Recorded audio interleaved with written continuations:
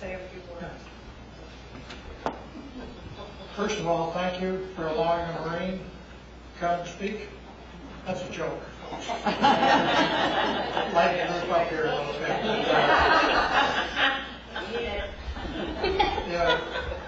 In fact, on June 6th on TV, you got to see a lot of our World War II survivors and stuff, and they're obviously not going to be with us very long. But you look at that war and what they faced. U.S. lost 2,501 soldiers over there, day one. We lost 29,000 during that invasion and stuff.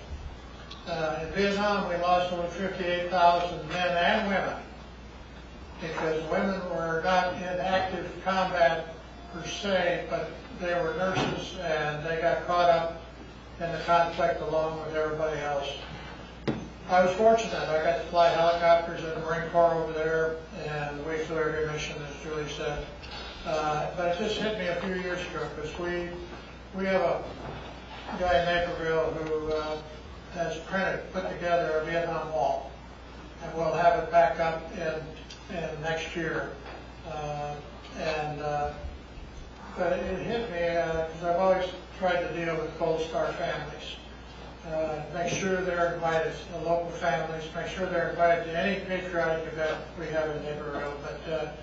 But it just hit me, the last mission of our day, if we had KIAs, but the last mission of the day was to bring those KIAs out of the field back to the base more.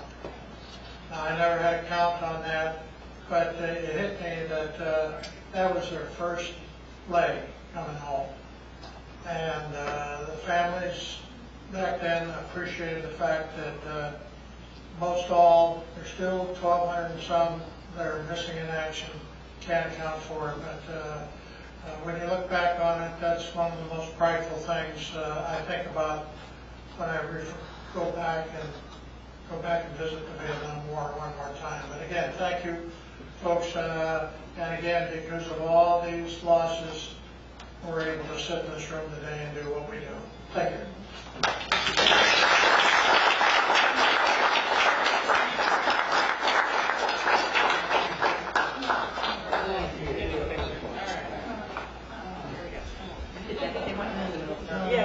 No, you're not doing that. Come on forward.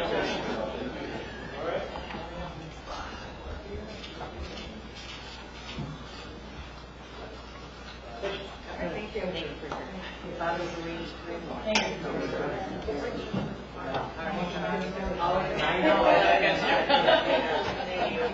Thank you.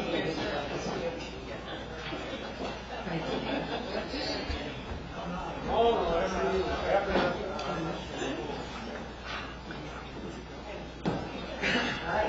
I had to tell a quick story since we're on the topic of veterans. So I had the privilege of speaking at the Memorial Day at Arlington National Cemetery.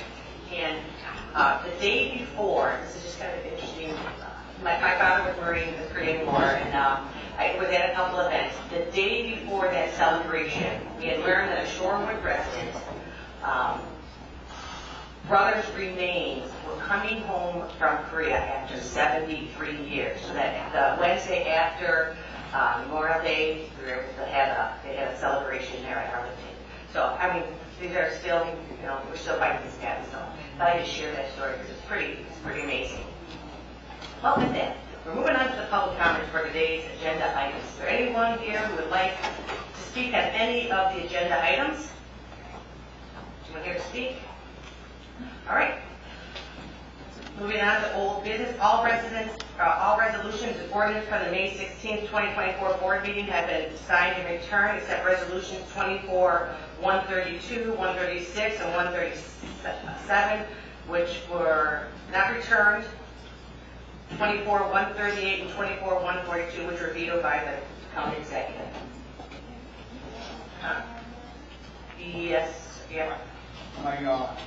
think it's not. I know, I'm getting sorry. No, it's No, only, it's not- no, it's it's not not even even, on. you gotta cover it up, yes, I can. It's broke, but. It's probably I'm bad, gonna if it's talk a battery. to Judy, Yeah, okay. but I had a whole business item. Yes, it's put out, right? Yeah. All right. Okay, we got Judy's North Star. Don't matter, don't worry about it. Mine is- Oh, you got it. It's not working, it's not pressing. All right, following the county executive's recent veto, there were concerns regarding the necessity of hiring a consultant for a crucial county project. To illustrate the importance of having an impartial professional on the board, let me provide an example. I was informed about certain records being shredded in the spring of 2020, which should not have been destroyed. Despite reaching out to the executive's office, we did not receive any updates on whether or not they had been destroyed. Despite reaching, I'm sorry, I'm reading it, I'm not a good reader. So, Mr. Graham, The bottom line I don't is- know if this is relative The to bottom, executive the old bottom business. line is that we need to have, the reason we need an impartial person like Mr. Schroeder, who's highly respected in the field, is because in order to move forward on the landfill committee, we don't know enough of the details. And we have to rely strictly on staff.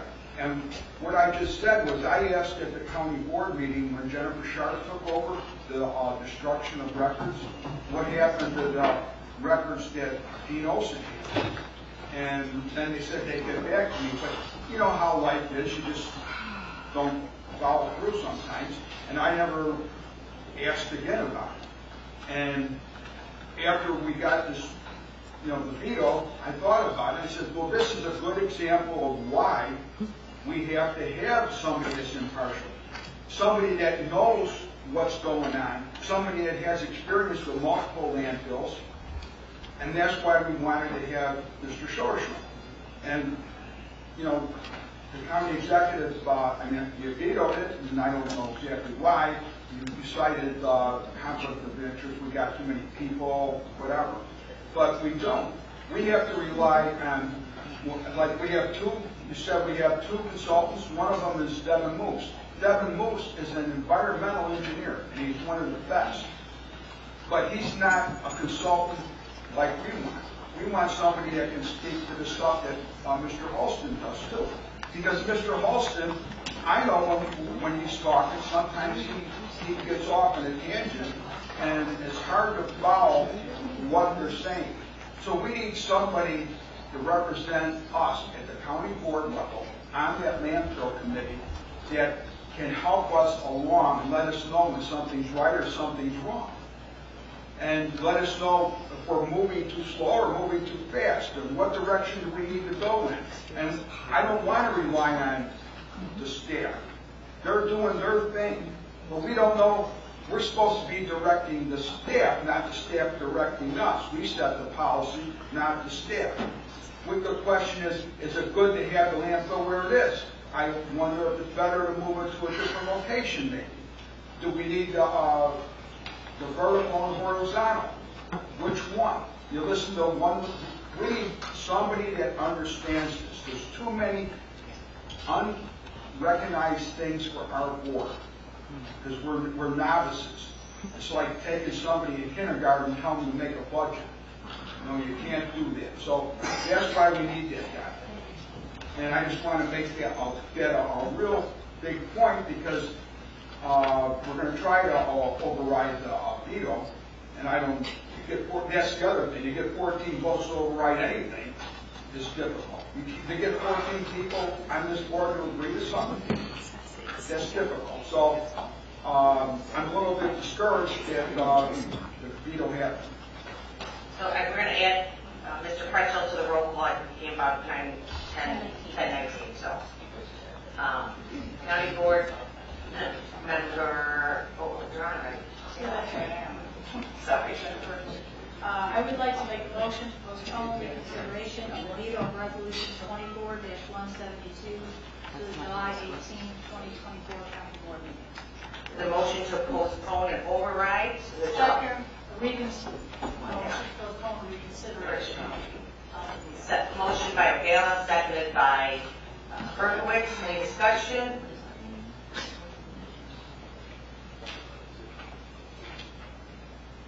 Sorry.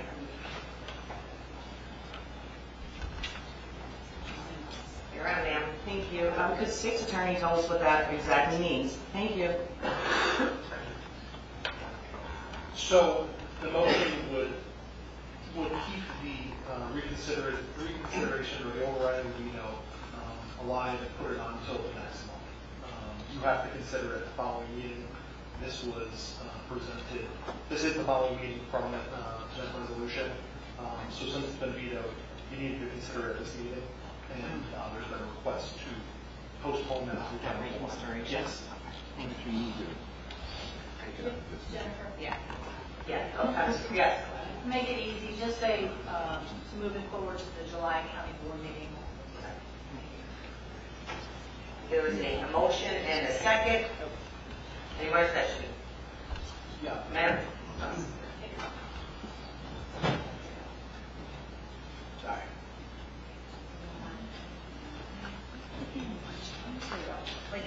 So now that we've established that this was not a $50,000 expenditure, only a $15,000 expenditure, I think that when committees are formed, that the rest of the board should allow a certain amount of leeway with those committees to come up with recommendations.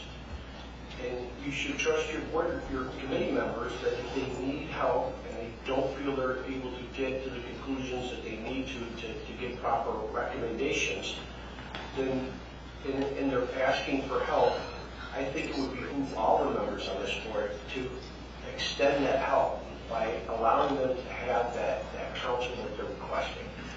So I just think, there's no reason not to do it, and I hope that there's not just a knee-jerk reactions because, the public had brought it up and, somebody, the Democrats is going to say no. I don't believe all Democrats are like that, but sometimes I've seen that happen on this board.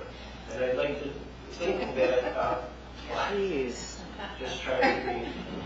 So I'm just trying to ask everyone to have an open mind and allow the committee to do their work. It's a very small fee, and I'm hoping that people will understand the necessity for it. Thank you. Thank you. So I think we have we don't. Right. Madam Clerk, please call the roll. We are voting on, voting in July board meeting to override this. Balich? Yes. Trainer?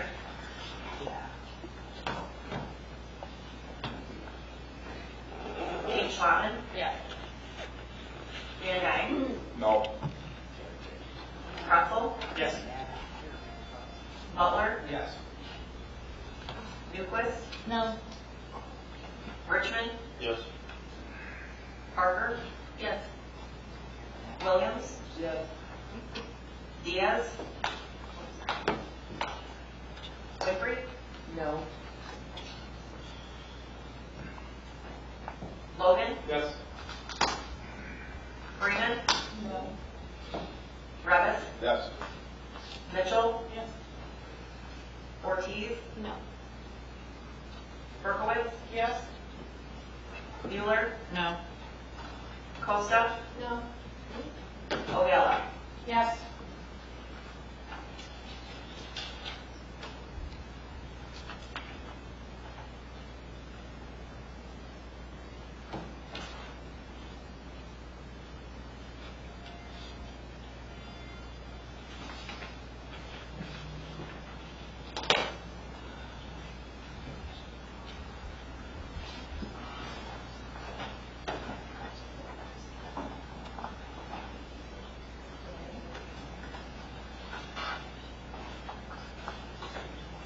Freeman, your vote was no.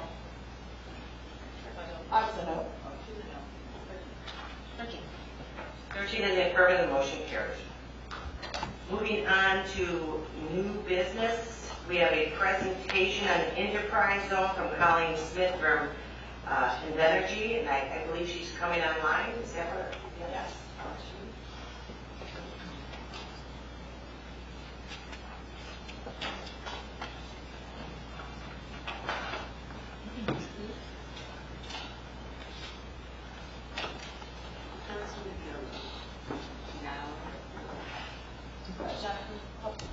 Oh, okay.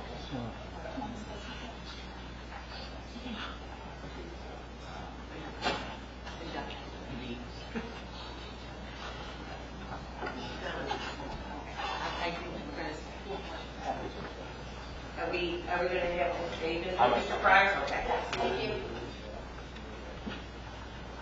Sorry, I got comfortable in there. Yeah. Just got to be the backup hitter today.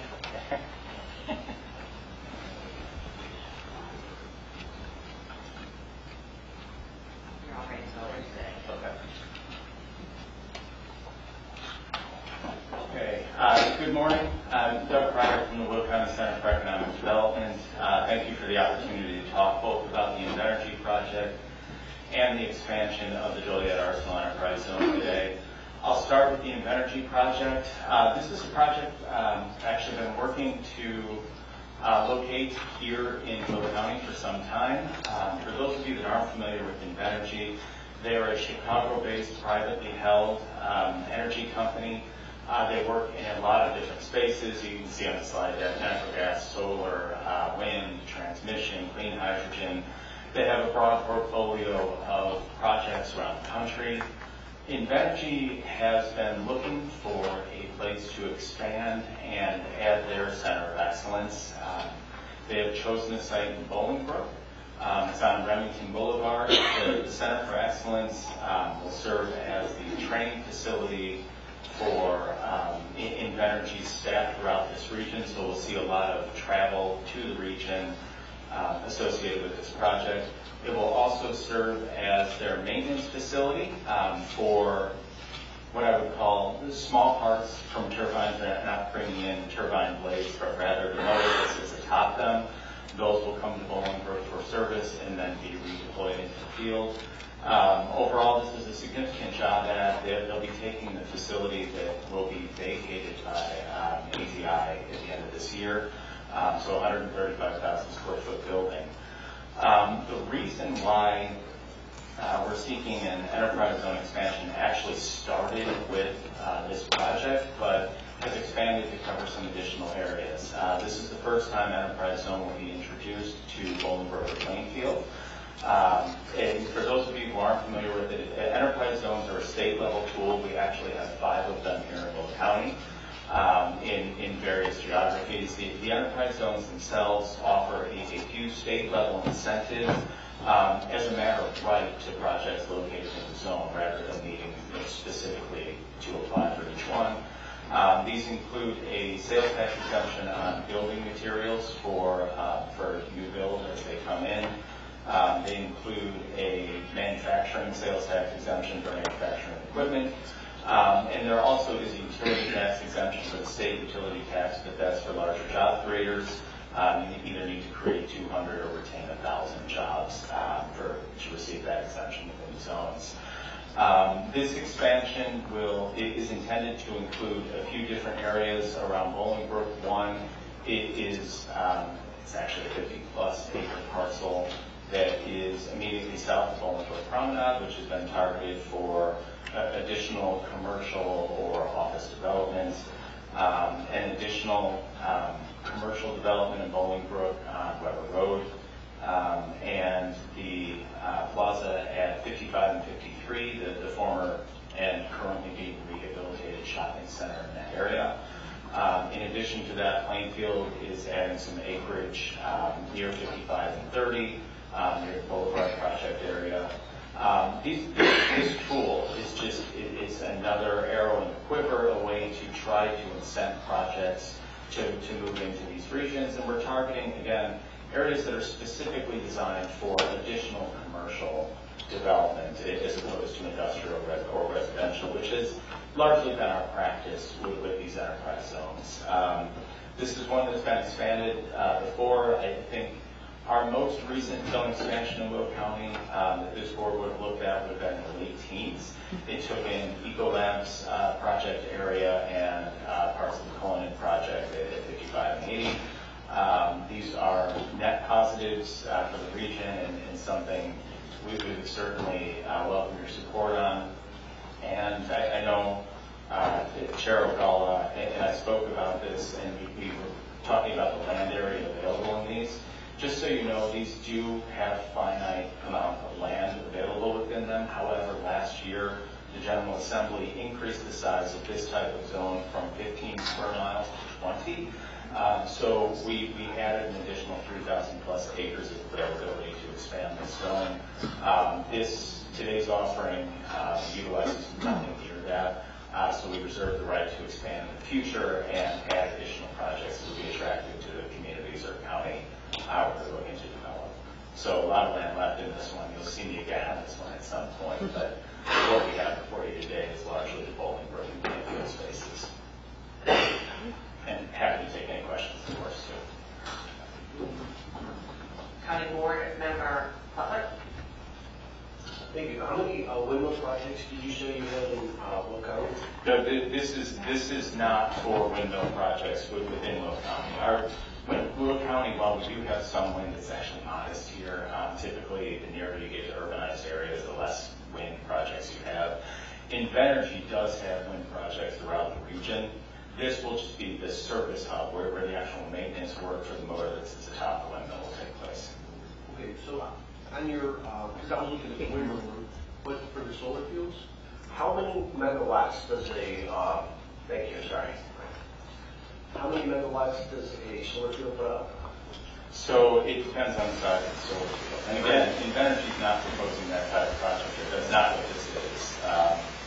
But solar projects in general, it's about 7 acres per megawatt. So you kind of do the math to expand the size of the project area. But again, that's not related to this in particular, but in general, that's the case. So maybe you can explain something to me. In the state of Illinois, we don't allow the solar fields to be, directed into the homes, right? It has to be sold on the market back to Congress, correct? No, you're getting a little bit outside of my area of expertise, though.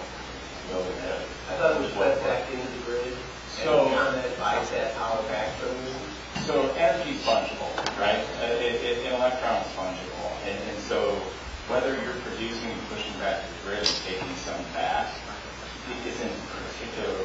That molecule doesn't matter, right? And so theoretically, you can power your home, and any additional that you can create gets pushed back to the grid, which, again, creates an offset for people that utilize solar. The only reason I asked that question, like with windmills and solar fields that, in the state of Illinois, as I understand it, the power has to be fed back to the grid, and then they get actually reimbursed to the power. But at any time, these power grids could be, or these energy sources could be shut down based on the current rate, what the buying rate would be. And I'm just saying, it never seems like the electrical rate with all this solar fields and windmills, it never seems like our unit costs went up.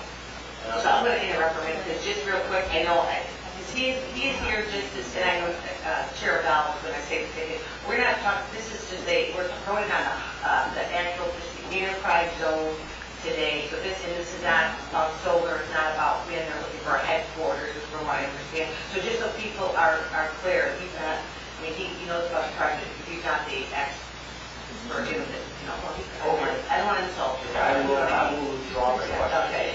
In fairness, though, do reach out. I've been fortunate enough to work a lot of energy projects over the years, and certainly in the energy industry, that's not very smart. But it is something that if you want to have a conversation about that, I'm happy to. It's a fascinating space. I will add just on the floor in this space, Will County is not only the largest power producer in Illinois, but in the Midwest. So it is an important part of our region's economy. So I'm going to let Chair O'Galla kind of explain why we clarify what the presentation is for today. Thank you. The audience members are now helpful. There we go. Colleen we'd love to have Colleen speak, because she could give a great explanation as to what this company wants to do, how beneficial it will be, not just for our region, but the country as wide, because of the fact it's going to be a training center. So Colleen would be, Colleen, if you're there, go ahead. Thank you. Apologies. Sometimes, doing these things virtual is challenging, and I really apologize that I couldn't be there today. I'm not sure if you all can see my video, but at least you've got my voice now. So I want to thank you, Chairwoman and Executive Bertina and Karen, and members of the board for giving me the opportunity today to present. My name is Colleen Smith. I serve as the Senior Director of Government Affairs for Invenergy. I really appreciate Doug for talking a bit about what this project is and our company. And thank you for, as you can see, if we go to the back to the top of the slides, I'll just run through a brief presentation and then answer some of the questions that have already been raised. And again, apologies, I had some travel and I couldn't be there in person, but please know Invenergy is very committed to being a close partner to Will County, and if there are members of the board at any point between now and the future, don't hesitate to reach out. I will make myself available to each and every one of you, and I appreciate your consideration today. So Invenergy, for those of you who aren't familiar, is the nation's leading privately held developer of energy solutions.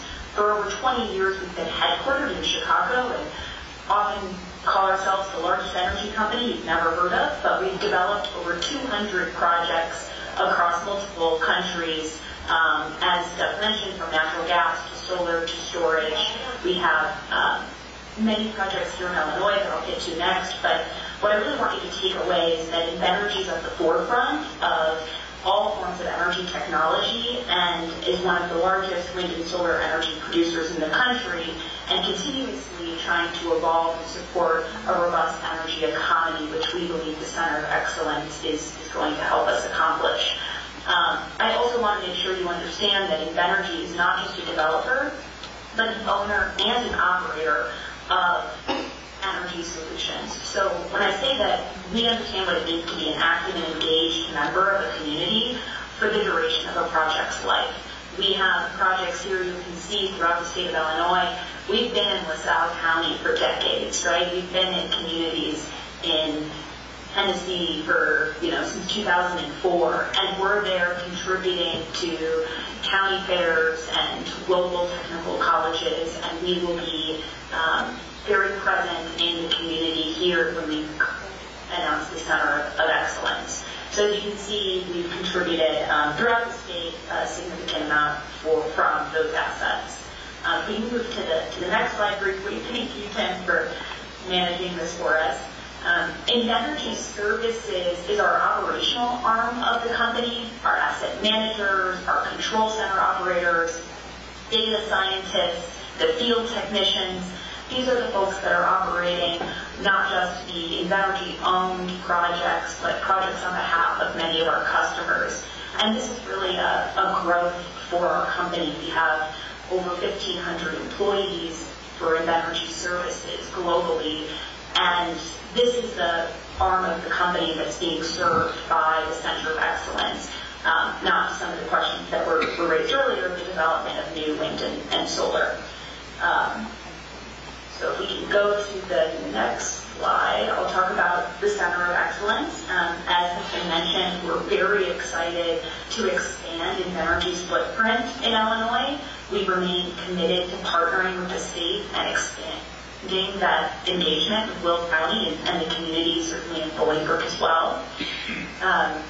We're a proven and trusted partner, and the Center of Excellence represents an expansion of Invenergy's footprint in Illinois, but also an expansion of how we're thinking about the clean energy transition and making sure that renewable energy manufacturing and machine parts, as well as the training, continues to be consolidated. So the next slide, I believe you'll see the Center of Excellence, which we officially acquired a lease on, has 4 primary business units. It's a 135,000 square foot facility, as I believe the executive mentioned. It's an ATI facility. And it's going to serve as Invenergy Services training facility. This will be for Invenergy Services employees and technicians that are, again, going out into the fields globally.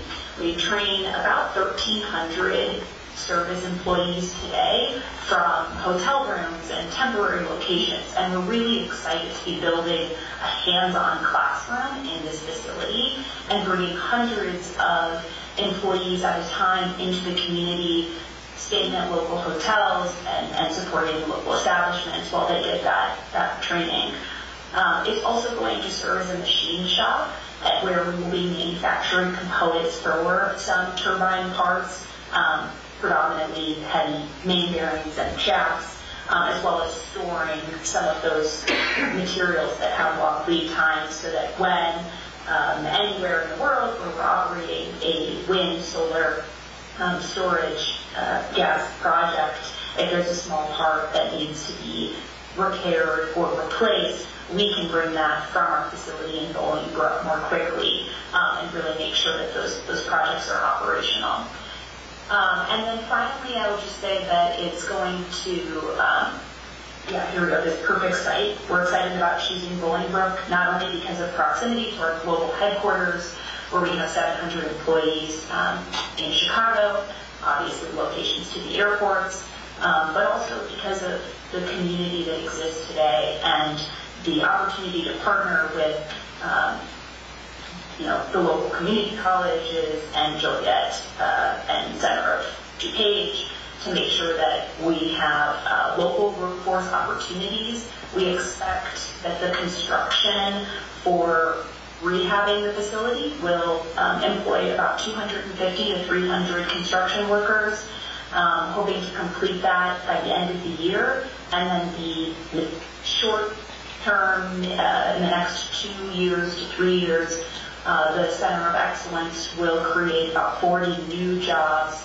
again, expanding to the 1,300 trainees that we will have annually.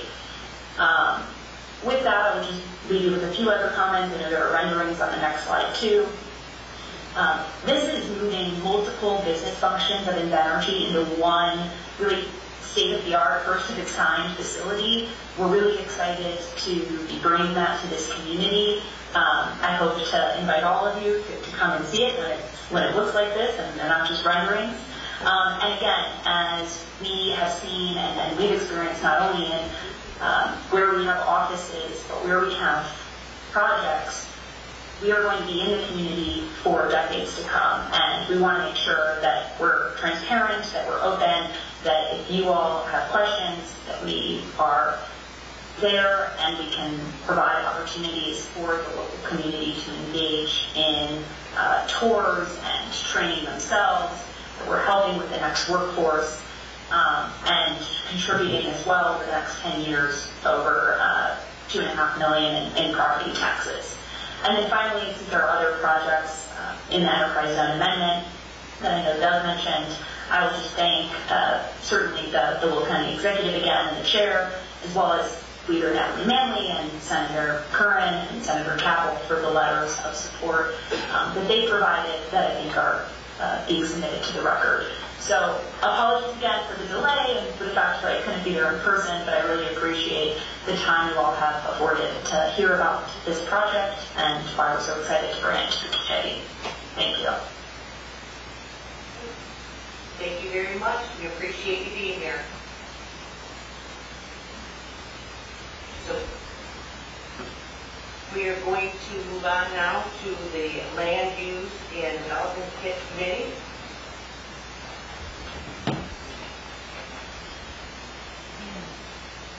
Executive, I'd like to make a motion to open public hearing for all land use. Motion by Pretzel, seconded by Revis. Madam Clerk, will you please call roll?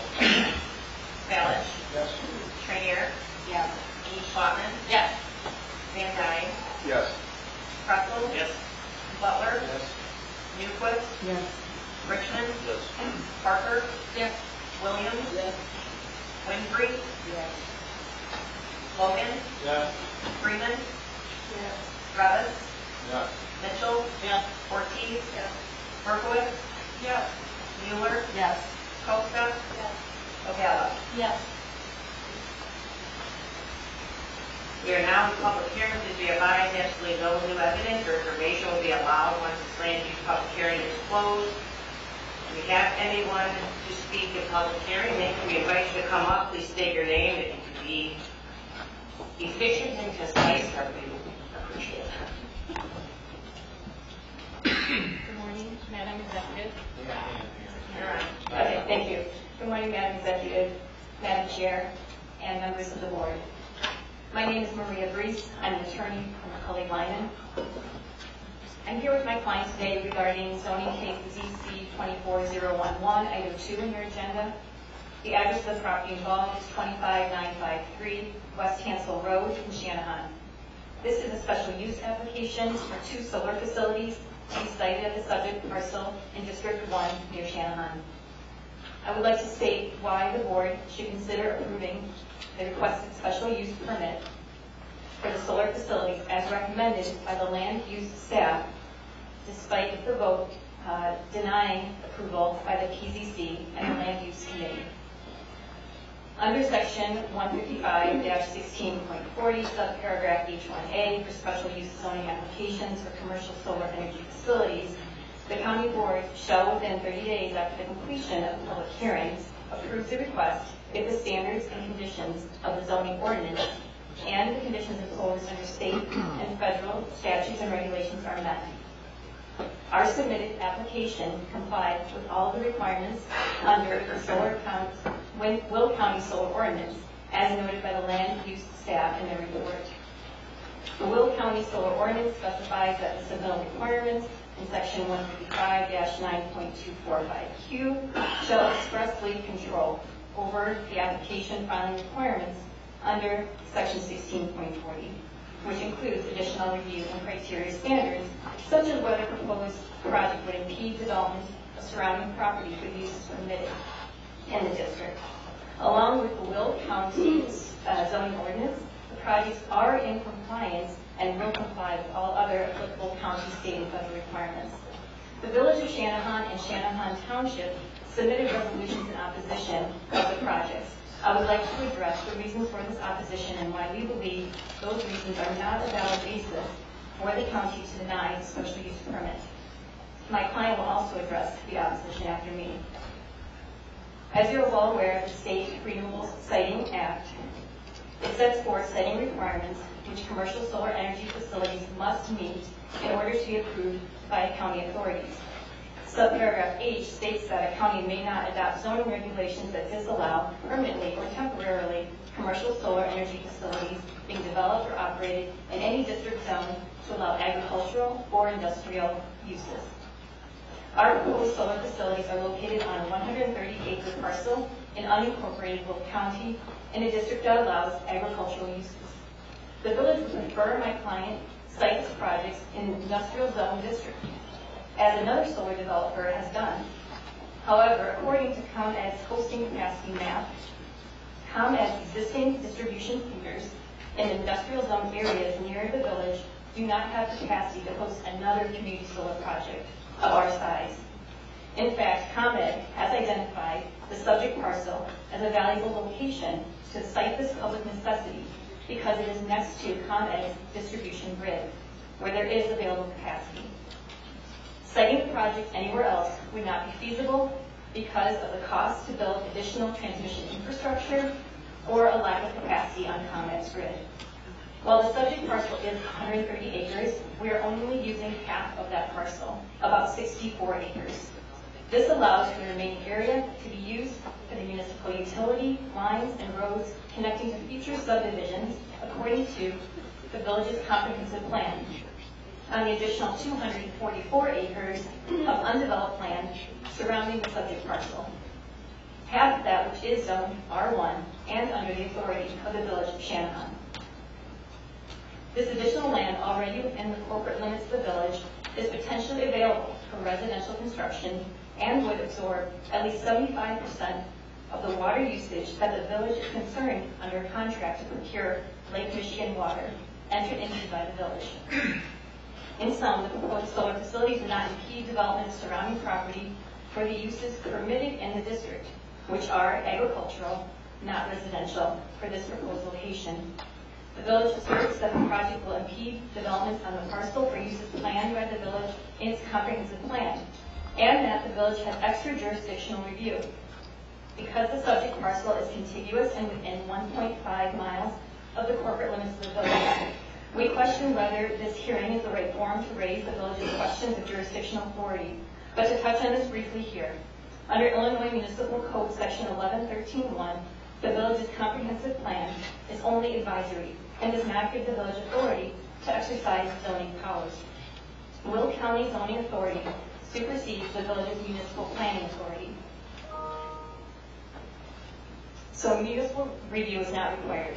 My client notified the village of the proposed projects in February, but no application for municipal review was submitted as the village did not have jurisdiction.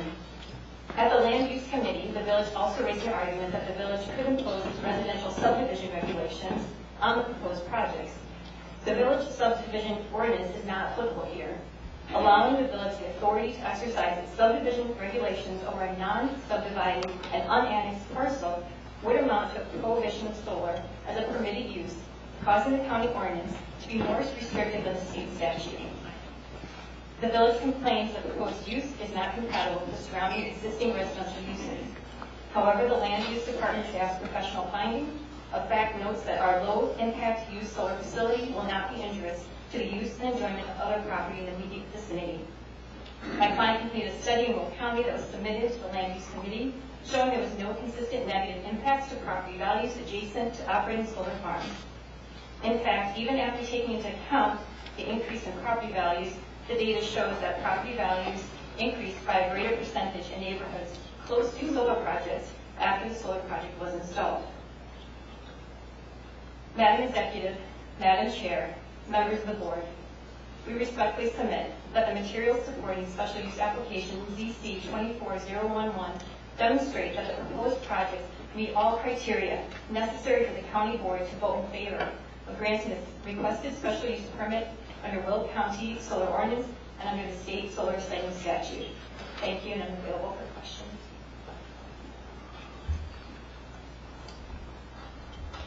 All right, good morning. Good morning, Madam Executive, Madam Chair, members of the board.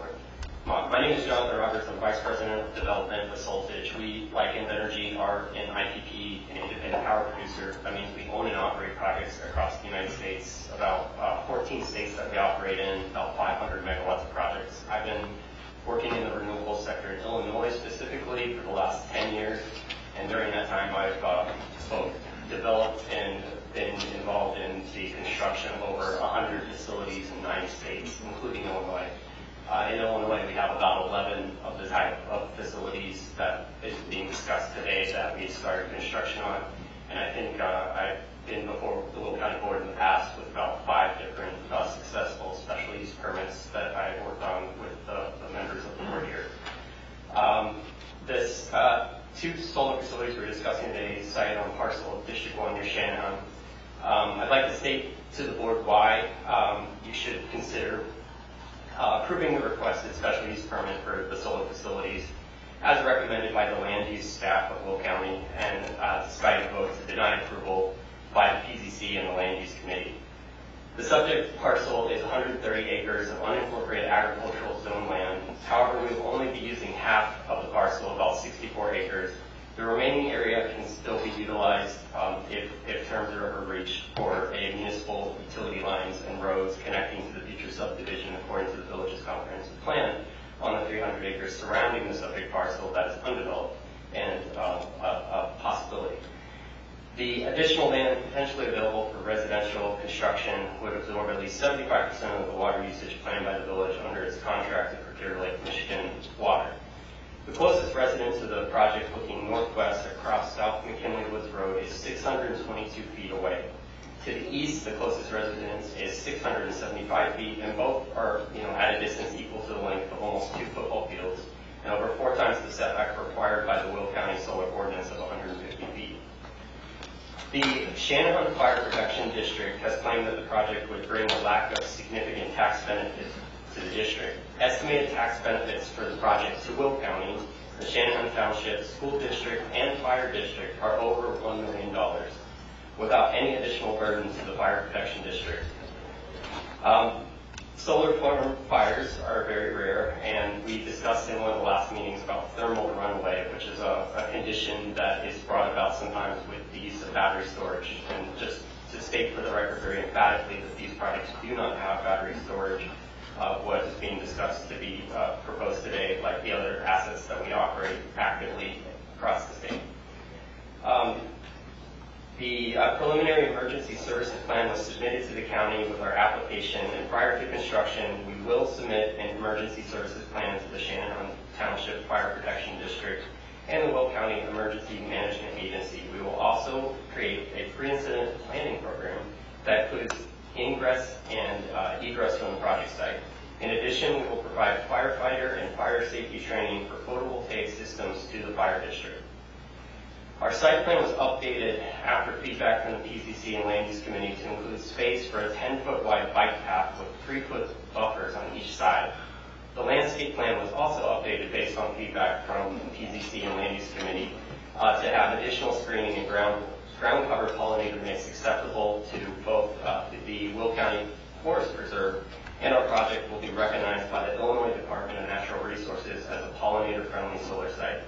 In addition, we updated the fencing to include an ag fence that is wildlife friendly. In response to the village, we have submitted a stormwater management plan, and an eco-cap report will be obtained from the IDNR prior to construction. And the village would like to upgrade McKinley Woods Road, which is under the jurisdiction of the township, to an arterial road from a collector road. Under the state renewable siding law, a solar developer is responsible for improving and maintaining the road to the extent necessary to construct the project, but not for a major road upgrade. We will have a road use agreement with Shannon Township, and after construction, there will be minimal traffic to the facilities. We reached out again to parties required to be notified under the Will County Solar Ordinance who did not respond to the Notice of Development letters. We have documented and submitted our outreach efforts. We have been and remain willing to work with our neighbors to ease their concerns. We are committed to developing the projects in a way that would be an asset to Will County, like the presentation we heard before, and help the state reach its renewable energy portfolio standard goals. Throughout the life of projects, solar facilities will comply with all applicable county, state, and federal requirements, and we respectfully submit to the board basis decision on the Will County Solar Ordinance, submittal requirements, and finding of fact that our application meets all the criteria necessary under the Will County Solar Ordinance for the board to vote in favor of granting the requested special use permit. Thank you for your time, and I'm available for questions.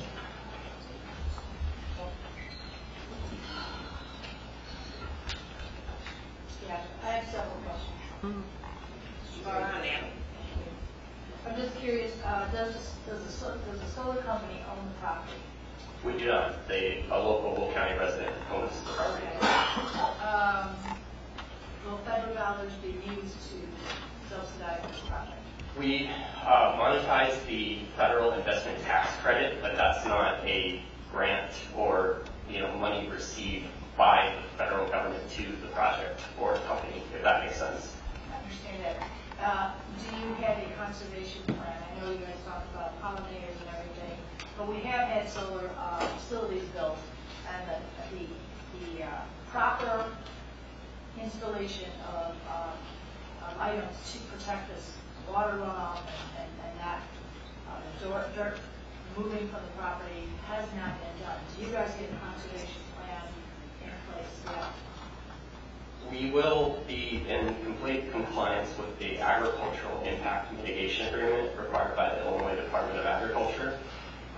To real quickly address removing soil from the site, we won't remove any. And that would be runoff from, if there was a lot of rain. Right. The dirt would be disturbed, of course, and it would run off during that time. Of course, and we seek to mitigate that with stabilizing the soil with some type of cover crop during the construction period to help minimize that. And of course, we with the IDNR and the Illinois EPA have a general permit under the NPDES, the National Pollution Discharge Elimination System, and we have a SWIP plan that's basically a stormwater pollution prevention plan during the construction phase.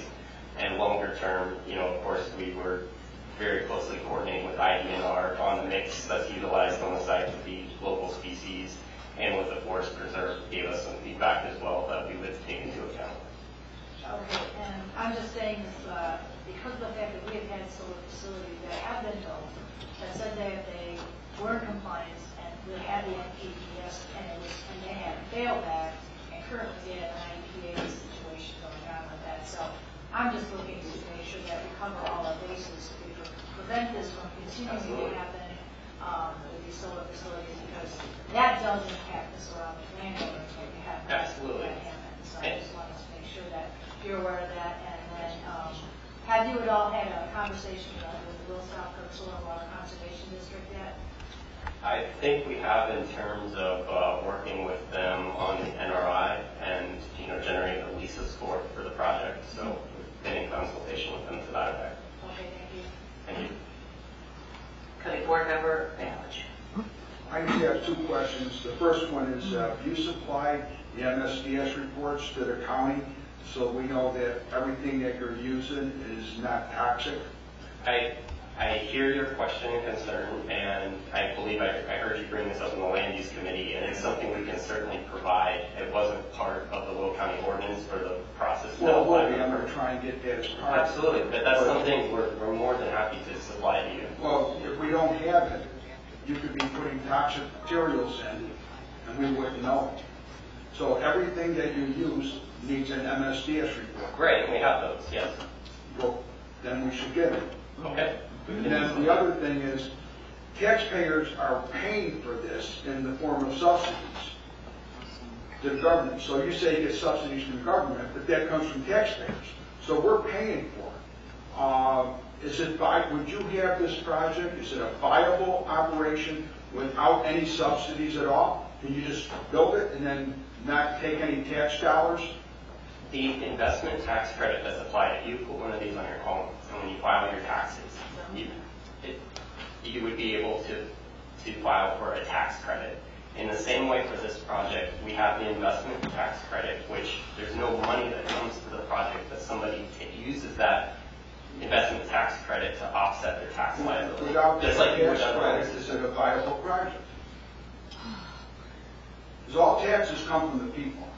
So without getting that money, is this a viable project? But no money is coming from a taxpayer to the project is my point. It seems like you're trying to make an argument that tax dollars are coming from a taxpayer and going to the project, and that's not the case. I don't want to argue more about it. I just want to let you know that in my mind, and a lot of other people, when the government gives you money, it comes from me. It comes from everybody. And I don't particularly like the idea that if you didn't get the money, you couldn't survive as a business. So that's where I'm coming from.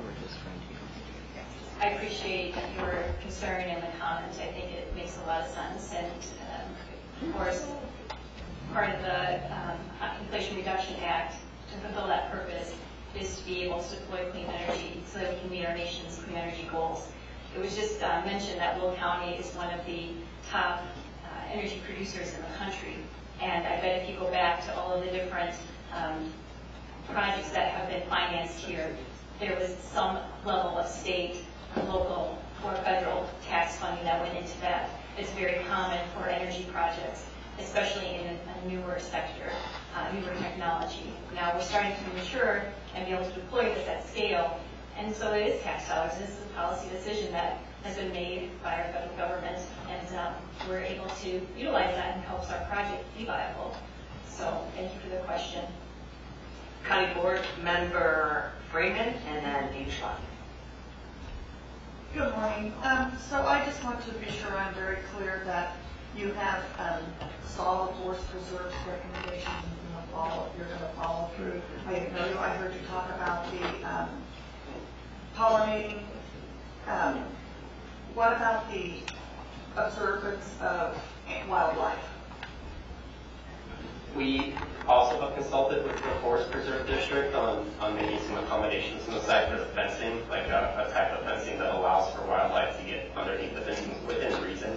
Like a certain type of wildlife, you're obviously trying to screen out, like a deer, for instance, you don't want running around the site, but there's a lot of species that need to, crawl, traverse, and we make accommodation for that. Right. Would it be possible for you to do the photography if there's visible harm or injury with a documented observation time and location? that they were requesting? We would come up with a compliance plan to that effect to work on that. Any board member Dean Schotman? I'm okay.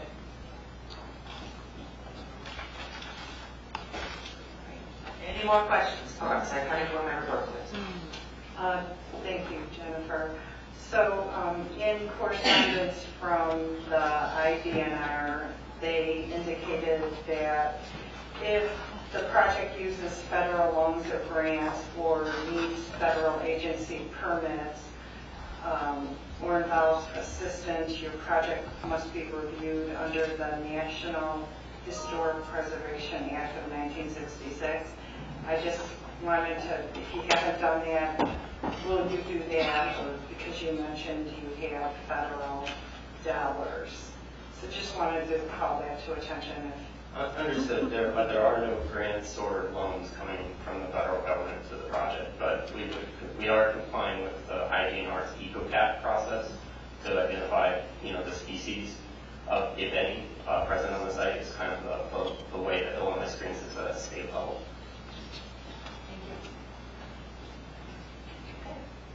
See no more discussion. Thank you very much. Is there anyone here else here to talk about any? Thank you very much. Anyone else here to speak? Any issue language? Go once. Wait twice. Okay. Madam Executive, I move to close public hearing. Second, Dean Schotman. Motion by Parental, seconded by Dean Schotman. Madam Clerk, please call the roll. Balance? Yes. Trainer? Yes. Dean Schotman? Yes. Van Dyne? Yes. Pretzel? Yes. Butler? Yes. Newquist? Yes. Richmond? Yes. Parker? Yes. Williams? Yes. I'm sorry. I'm sorry. I've become William. Winfrey? Yes. Logan? Yes. Freeman? Yes. Revis? Yes. Mitchell? Yes. Ortiz? Yes. Berkowitz? Yes. Mueller? Yes. Costa? Yes. Ogalla? Yes. 20 in the affirmative, the motion carries. The public hearing is now closed. Okay, first on the agenda for land use and development. Ordinance amending the Will County, Illinois zoning ordinance adopted and approved as amended for zoning case ZC 24009. Monty Inc., owner of record, requesting a special use permit for a truck terminal in Wilmington Township, commonly known as 23520 West Coal City Road, Wilmington, Illinois, Planning Board District Number 1. PZC voted 5-0 in approval of a special use permit for a truck terminal with 4 conditions. Land use and development voted 2-4, therefore denied. I did receive a request to motion to table this until the July meeting. The applicant did not see legal counsel before they came to committee, and after it was voted down, they decided that would be a good idea. The request came from their attorney to give them some more time. I'll make that motion. Motion to table by Pretzel, seconded by Okay. Ogalla. Any discussion on the tabling? Madam Clerk, please call the roll on the table. Balich? Yes. Trainier? Sorry, I'm counting. Yes. Dean Schotman? Yes. Van Dyne? Yes. Pretzel? Yes. Butler? Yes. Newquist? Yes. Richmond? Yes. Parker? Yes. Williams? Winfrey? Yes. Logan? Yes. Freeman? Yes. Revis? Yes. Mitchell? Yes. Ortiz? Yes. Berkowitz? Yes. Mueller? Yes. Costa? Yes. Ogalla? Yes. In favor, the motion carries. Thank you. Next on the agenda, ordinance amending the Will County, Illinois zoning ordinance adopted and approved as amended for zoning case ZC 24011. Pentagon, owner of record.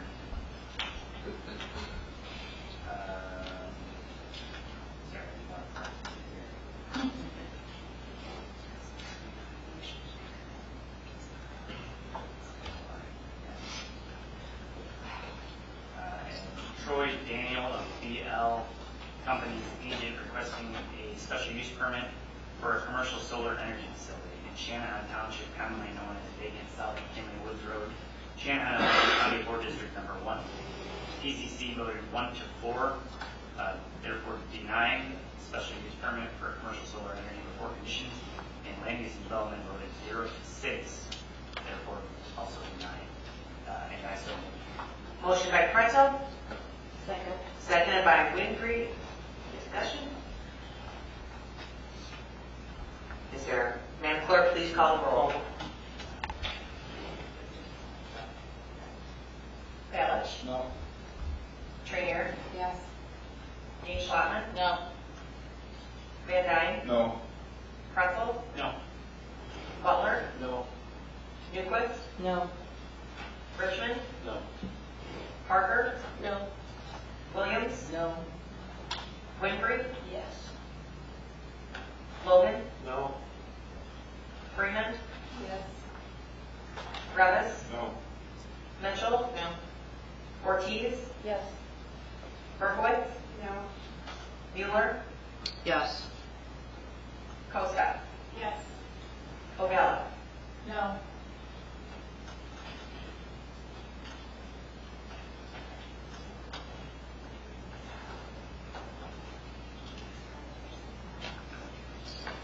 In the negative, the motion fails.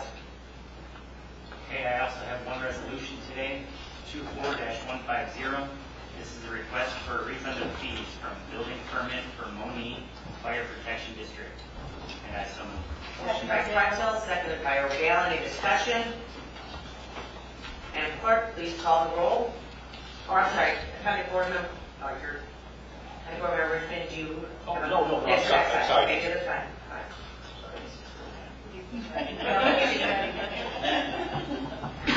Balich? Yes. Trainer? Yes. Dean Schlottman? Yes. Van Dyne? Yes. Pretzel? Yes. Butler? Yes. Newquist? Yes. Richmond? Yes. Parker? Yes. Williams? Yes. Winfrey? Yes. Logan? Yes. Freeman? Yes. Revis? Yes. Mitchell? Yes. Ortiz? Yes. Berkowitz? Yes. Mueller? Yes. Costa? Yes. O'Gall? Yes. 20 in the affirmative, the motion carries. The next Land Use and Development Committee meeting is scheduled for Tuesday, July 9th, 2024 at 10:30 a.m. Thank you. Thank you. Chair Richmond, items. I'm like a horse at the track. You're ready to go, you're ready to go. All right, coming out of the gate first up, monthly financial reports to be placed on file, and I so move. Motion, Robert. Motion by Richmond, seconded by Revis. Previous roll call by Mueller. Second Ortiz. Seconded by Ortiz. All in favor? Aye. Any opposed? The motion carries. All right, the second item up is the authorization of payment for Hero. What I'd like to do is remand that back to the committee. So move. The motion Mueller. to remand to committee by Richmond, seconded by O'Gall. Previous roll call by Mueller. Second Ortiz. Second Ortiz. All in favor? Aye. Any opposed? Motion carries. Third item up is Resolution 24-152, authorizing county executive to execute necessary documents for delinquent tax programs. And I so move. Second, Robert. Motion by Richmond, seconded by Revis. Previous roll call by O'Gall, seconded by Winfrey. All in favor? Aye. Any opposed? Motion carries. Fourth item up, Resolution 24-153, appropriating grant fund for the Illinois Department of Public Health Student Loan Repayment Program grant, and I so move. Second Freeman. Motion by Richmond, seconded by Freeman. Your previous roll call by Costa, seconded by Trenier. All in favor? Aye. Any opposed? Motion carries. All right, next Finance Committee meeting is scheduled for Tuesday, July 2nd, here at 11 o'clock. That's all I have. Yeah, thank you very much. Moving on to Public Works and Transportation. Let it be known, I'm leaving the room. I need a facility break. County Board. Chairman. too. Thank you. The Public Works and Transportation Committee has 10 items to present this morning. Starting with number 1, Resolution 24-155, confirming award of contract to H&H Electric, $234,851.92 for the countywide traffic signal maintenance, all districts, and I so move. Second. Motion by Van Dyne, seconded by Dean Schlottman. Previous roll call by Winfrey. Second Freeman. Seconded by Freeman. All in favor? Aye. Any opposed? Motion carries. Resolution 24-156, confirming award of contract to Gallagher Asphalt Corporation, $385,355.60 for Washington Road District resurfacing various roadways. County Board District 2, I'll make a motion. Motion by Van Dyne, seconded by O'Gala. Previous roll, Freeman. Previous roll call by Freeman, seconded by Ballard. All in favor? Aye. Any opposed? Motion carries.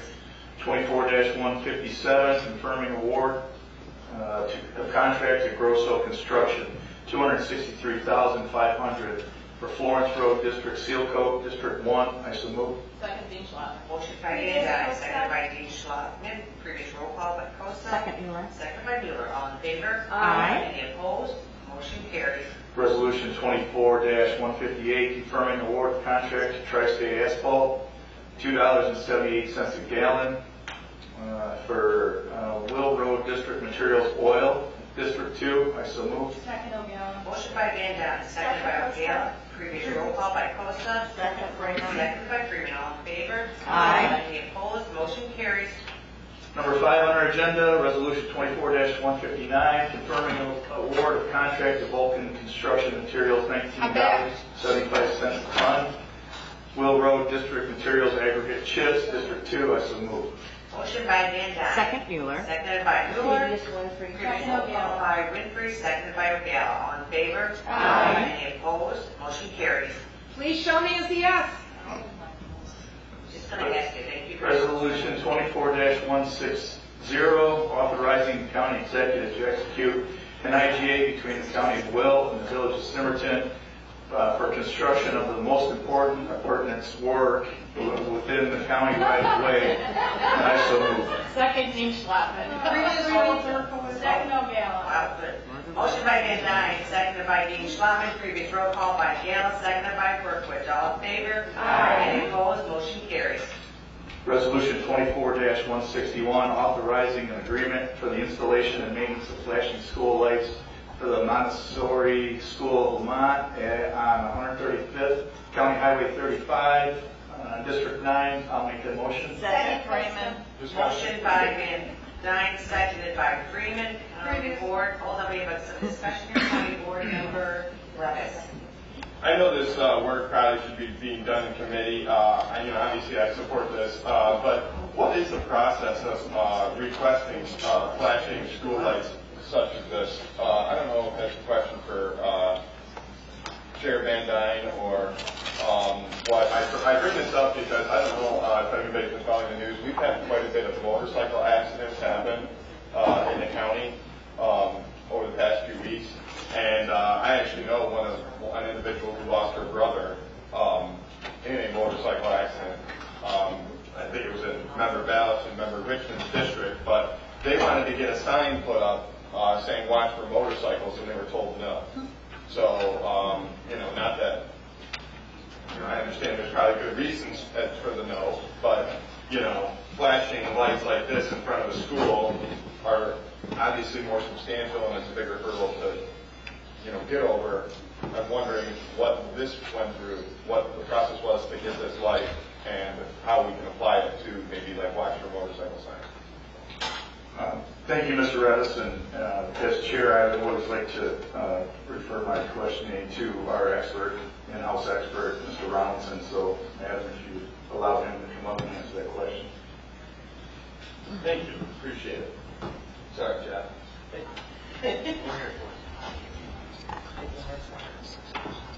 I took my jacket off. I'm here. The Montessori School flashing lights, those are several $1,000 lights for on poles and substantial. School speed zones, we put those signs up when something more than the standard. If the school's requesting, they come to us for a permit to put those in, and they pay for those devices. And then there's an IGA that has to be executed that they will maintain those in the future. So there's a permit process. There's a permit to get more substantial purchases than the standard sign, posted sign. Is there a permit process for the motorcycle signs? Watch for motorcycles or other, deaf kid at play or... For the motorcycle signs, that is an MUTCD sign, so we can't put those up. I am unfamiliar with the request you were referring about, so I would have to know more details on that. I'm not aware of a denial on that. Okay. It was like in a court case or something. Yeah. But either way, let's look into it. I think it's something that maybe we can, get progress on. I'm not sure. But. All right.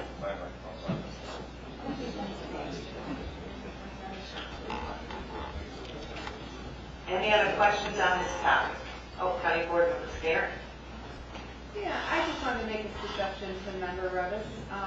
We have a situation on the same street, 135th Street, with engine braking, and it's a really loud sound. And we have some homes in an unincorporated township there. And the township actually passed an ordinance permitting no engine braking signs to be installed, and the county took that ordinance and put the signs up for us. I can't speak specifically to motorcycles, but for unincorporated, if you go to the township, that might be a place to start. Thank you. So we have a motion, we have a second. Is there a previous? Previous by Mueller. Second, Ortiz. Seconded by Ortiz. All in favor? Aye. Can you add me to the vote, please? Thank you. Motion carries. Thank you.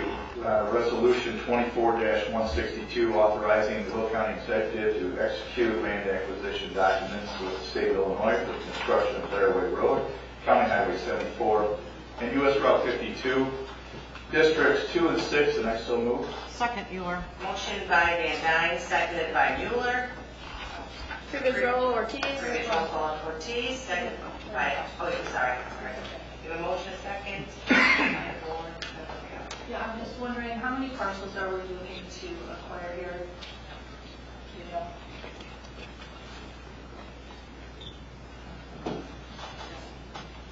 Chair Van Dyne, you're going to call. I would have to look up on our packet, otherwise Ms. Robinson would like to come up. Yep. Thank you.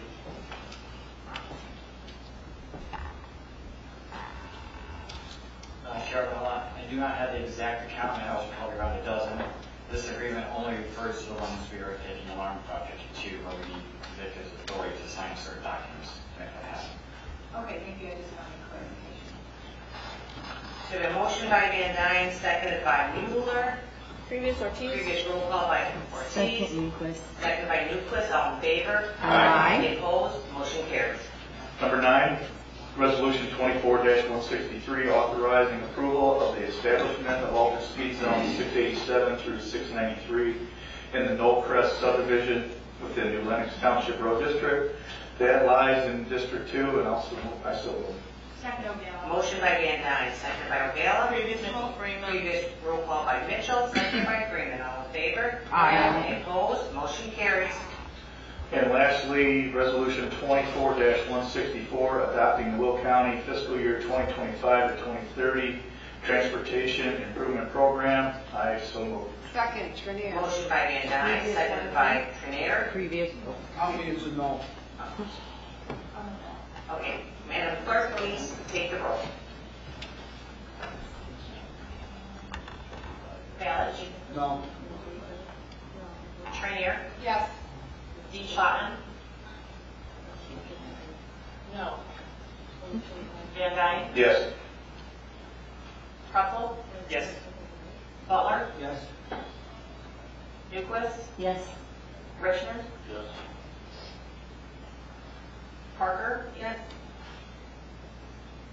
Williams. Yes. Winfrey. Yes. Logan. Yes. Freeman. Yes. Revis. Yes. Mitchell. Yes. Ortiz. Yes. Berkowitz. Yes. Mueller. Yes. Costa. Yes. O'Gara. No.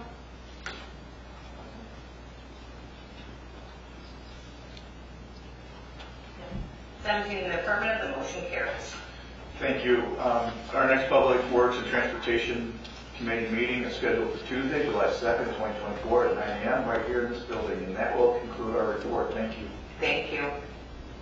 Chair Freeman, Public Health and Public Safety Committee. Good. Mr. Van Dyne's leaving the room. I have nothing to bring forward. There are some very fascinating reports on file. You'll find out if you read them that the health department is looking for space replacing countertops. There's an article about ticks and bats and marriages at Sunny Hill. So I suggest you read it. It is a lot of information. Our next meeting is Tuesday, July 9th, 2024 at 9 a.m. Thank you. Legislative Committee, Chair Berkowitz. Thank you, Madam Executive. There's nothing to move forward. You're all invited to our next Legislative and Judicial Committee meeting, Tuesday, July 2nd, at 12 p.m. Thank you. Thank you. Chair Bueller, capital improvements and IT. Good morning, everyone. We have nothing, no resolutions this month. Reports are on our agenda. Please join us at our next meeting, July 2nd at 10 a.m. Thank you.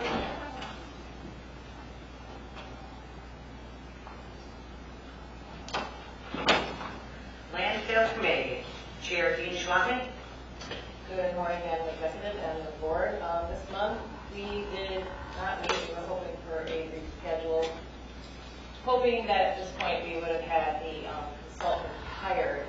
So it's unfortunate that there was a veto, another veto, stopping this, which I think will help us continue the important work that needs to be done for the citizens of the county. And I was actually quite upset hearing that we thought that this was not something that was within the taxpayers' best interest, considering this is already part of the county board budget, and we are allowed to hire consultants within what we have in our budget. So if we were also concerned about, saving the taxpayers' money, that really could have happened at budget time instead of, voting for $10 million increase and another increase with the mental health board. But our next meeting will be July 3rd, 2024 at 11 a.m., and I hope to see everyone there. Thank you. Chair O'Balla, Executive Committee. She's finished up. I had We're not voting on anything in this committee. No, I know. Can you wait till is it something that, It's something for Lynn. Well, yeah. Okay. All I'm asking is, I'd like you to ask to have put on your agenda, to dig up the information of what happened to those missing documents from 2020, so we can follow it through to the end, to find out what happened, what was in it, and whatever else. Can you add that to your agenda? Thank you. Chair O'Balla. Thank you. First item is Resolution 24-165, authorizing the county executive to execute Workforce Investment Opportunity Act contract for work readiness training with Joliet Junior College Workforce Education, and I so move. Second, Dean Schwabman. Motion by O'Balla, seconded by Dean Schwabman. Previous, generic. Previous roll call by Jenner. Seconded by Madam, do you want to roll call? No, yeah. Oh, yeah, okay, I'm sorry. Change,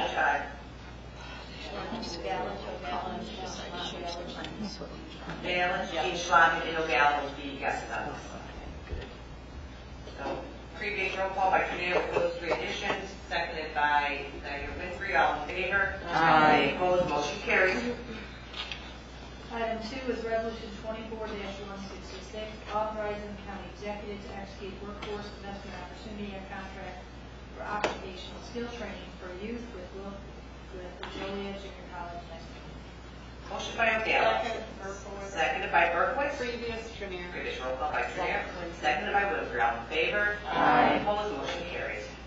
Item 3 is Resolution 24-167, authorizing the Will County executive to renew the Will County one-stop operator agreement. Motion by O'Gallagher. Second, Seconded by Freeman. Mitchell. Previous roll call by Mitchell. Second, Costa. Seconded by Costa. All in favor? Aye. Opposed? Motion carries. Fourth item is Resolution 24-168, declaring vehicles as surplus and authorizing disposal, and I so move. Motion by O'Gallagher, seconded by Freeman. Previous roll call by Berkowitz, seconded by Winfrey. All in favor? Aye. Any opposed? Motion carries. Item 5 is Resolution 24-169, declaring various equipment surplus and authorizing donation, and I so move. Second, Mitchell. Motion by O'Gallagher, seconded by Mitchell. Previous roll. Previous roll call by Winfrey, seconded by Miller. All in favor? Aye. Any opposed? Motion carries. Item 6 is Resolution 24-154, transferring appropriations within various county budgets, and I so move. Motion by O'Gallagher. Seconded by Mitchell. Previous roll call by Mueller. Seconded by Berkowitz. All in favor? Aye. Any opposed? Motion carries. Item 7 is Resolution 24-155, Portico, and I so move. Second Mueller. Motion by O'Gallagher, seconded by Winfrey. Previous roll call by Mueller. Seconded by Berkowitz. All in favor? Aye. Any opposed? Motion carries. Item number 8 is resolution 24-171, amending an ordinance establishing and designating an enterprise zone for a portion of the former Joliet Arsenal, and I so move. Second Mueller. Motion by O'Gallagher. Previous Mitchell. Seconded by Van Dyne. Previous roll call by Mitchell. Seconded by Mueller. All in favor? Aye. Any opposed? Motion carries.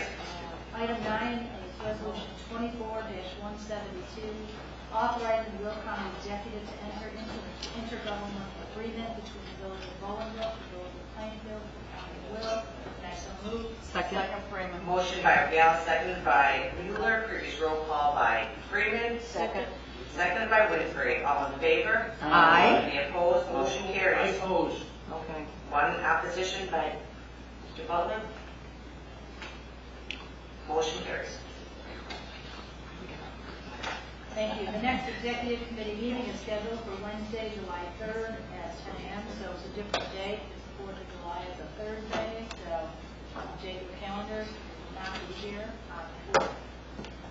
Moving forward for appointments by the county executive, we have one appointment here today, resolution 24-173, approving the county executive appointments to the Board of Health of Will County, and I so move. Second, Ortiz. Motion by O'Gallagher, seconded by Ortiz. Previous roll call. You would like to be a yes on that, Mr. Butler? Yes. Previous roll call by Mitchell, Mr. Butler. Second. Seconded by Mueller. All in favor? Aye. Opposed? Motion carries. At this time, we're moving on to public comments relative to the matters of the jurisdiction of the county. Is there any public comments relative to matters under the jurisdiction of the county? We have one. I know that came in from us or two. We'll wait till.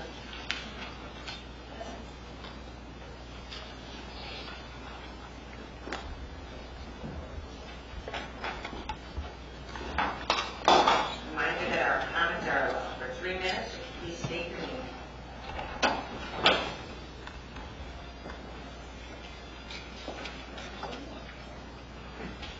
You're trying to sweat us out here. It is a little warm. Madam Executive, Madam Chairman. Sorry.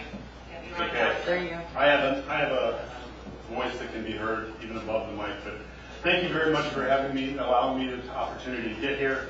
I read in the newspaper yesterday, in the Tribune, where the executive vetoed an opportunity for this county board to hire their own consultant. And it kind of upset me in that her reasoning was that she wanted to save taxes, payers' money. But in taking a look at some of the other vetoes you've done, you've actually spent a lot of money when you vetoed 143rd, and more money would have been spent. I really think after a bipartisan county board vote, where all your leadership is showing that they think that a person should be hired to help in the landfill, the work of the landfill, I think you need to let them go forward with this. And stop going to Springfield to get rules changed in Springfield to give yourself more authority and of taking the county board out of decision making. This is an equal balance of government. That's what the executive branch is. And you're not letting the people do their job. So I felt I needed to come here and speak before this board. Thank you all for all the work that you do here. You guys represent the people, and the county executive should be working closer with you. Thank you. Real quick, I've been asked, can you please state your name for the record? I don't know if you said it, yes. I thought I did. Charles Mayer, Naperville. Thank you.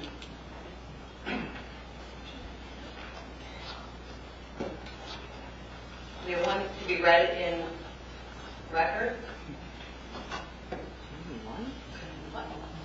This is from Chuck Worley. Please don't pass the tax increase. Thank you. Any other person who needs to speak? Going once? Going twice? Now for the public, yeah. Now we're moving on to county board comments. Please press your button. We'll open up it.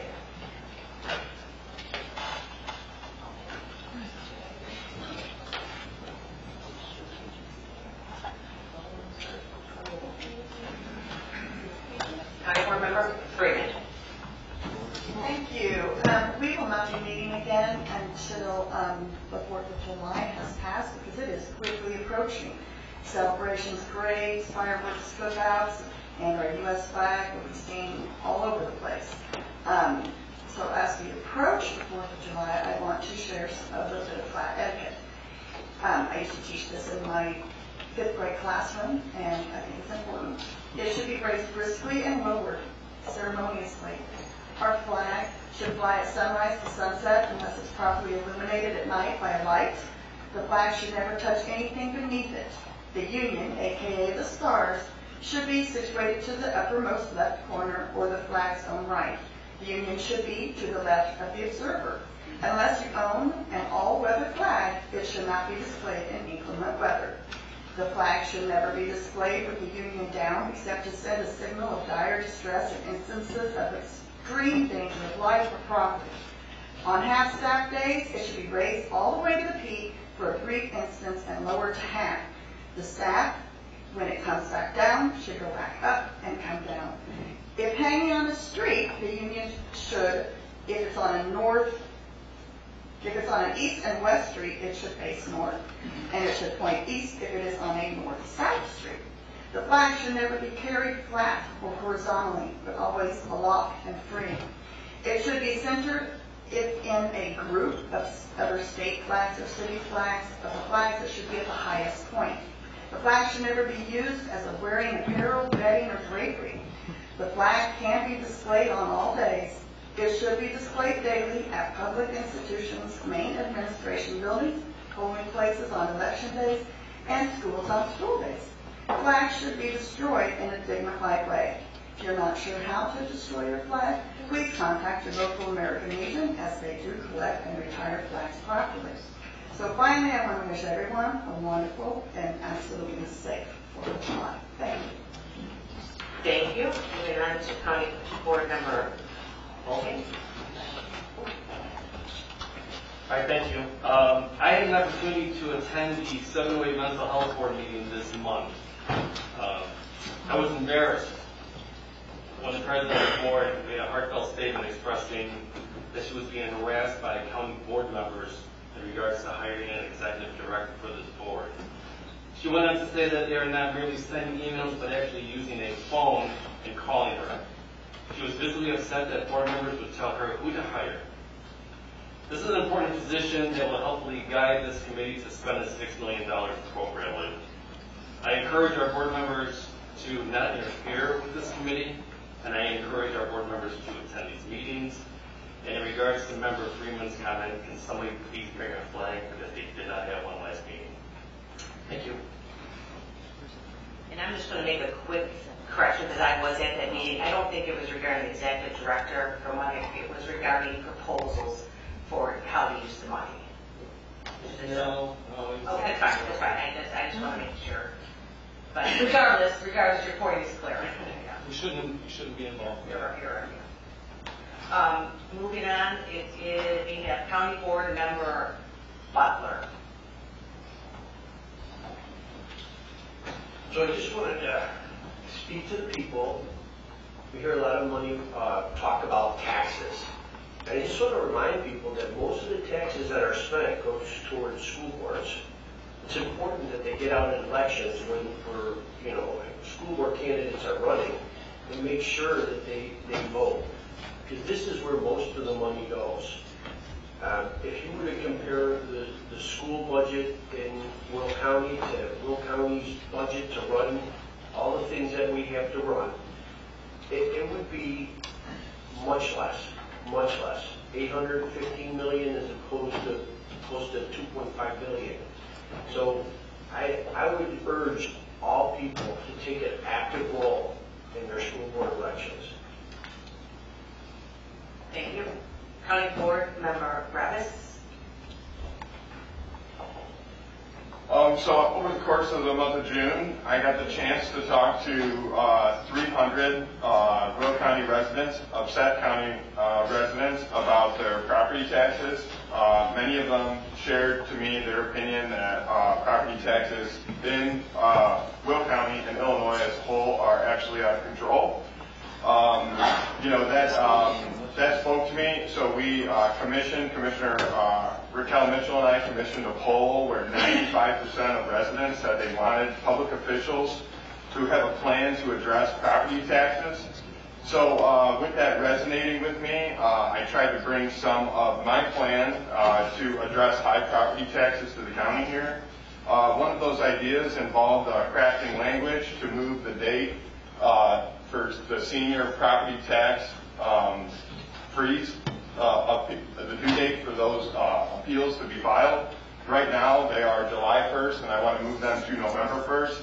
So we have some language for that, but we still haven't gotten it on an agenda yet. So I know that Chief of Staff Flathammer and then Chair Ogala have worked to help get the language where it needs to be. So hopefully next month we see that language get put on an agenda for us to vote on. I think it would be a good thing. I know last month we had a senior write in about their concerns with property taxes, and I think this would, it's the appropriate time to make this change. So thank you, and have a good month. Thank you. County Board Member Costa. Thank you. I just want to respond to the County Board Member Logan's comments regarding the 708 mental health board. And I do want to invite our County Board members to attend the meeting, as Member Logan has more recently, because I think his attendance has helped him to rectify and reconcile previous misstatements and falsities that he had made about the 708 board and our spending of $600,000 on administration staff, which hasn't in fact occurred ever. The county board, the 708 board borrowed $40,000 from the county board in its initial inception. We've spent less than 60% of that. Currently, and so that's just about $23,000 versus the $600,000 that he had mentioned months ago. And so, there's a lot of work that goes into the establishment of a brand new board. The 708 Mental Health Board has just is working towards finishing a needs assessment that is being done by the Will Grundy Medical Center and their Equity Institute. We are going to get the final results of that next month. This is going to advise and direct us on how we actually implement funding, which we have not yet dispersed. President Katrina Jones of the 708 Mental Health Board did make a statement that she was receiving almost harassing messages from county board members on which proposals and which service vendors should be getting dollars from the 708 Mental Health Board. She has respectfully asked that stops because the applications for grants is not yet open. And when it is, there will be public notice about how that actually happens.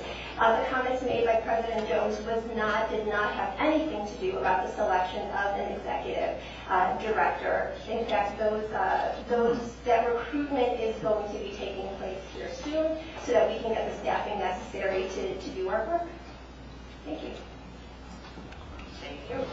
County Board Member Berkowitz.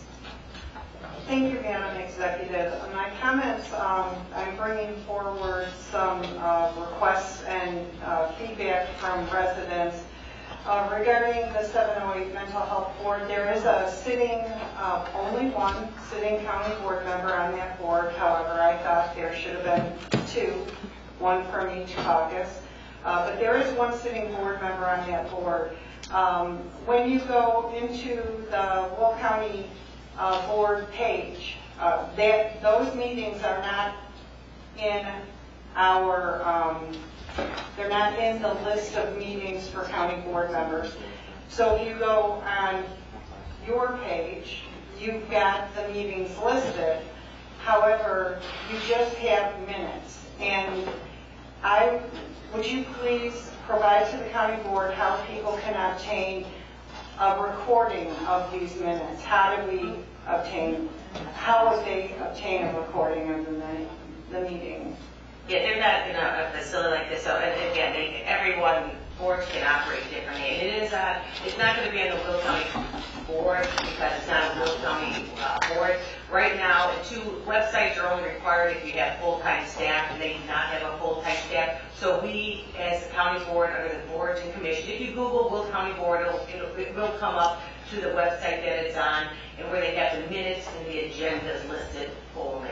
And, yeah, so, and Right. they do not record their meetings. So do you use Zoom? Are there any? They did not. So everyone is present, they never use Zoom or WebEx, nothing like that? They have not done that. So everybody is in the room? Okay. Is there a reason why we wouldn't, for transparency, record that meeting? I'm going to recommend you go to the Will County Mental Health Board community meeting and ask those questions to them. So we can request that committee? Yeah, you could request it. They don't have to listen to you, but yes, you could request it. Okay. Yeah, so I would go to the meeting and make a request. And I just would, I think the board, it would be appropriate for the board to receive a financial report on that board. We hear that there's a lot of money being spent towards future administrative uses, personnel. I think we should get a report on that at finance, a monthly report. We started with $10 million plus the money they borrowed from the county. But the question is how many millions of dollars from that $10 million at the end of the day is actually going to support mental health services?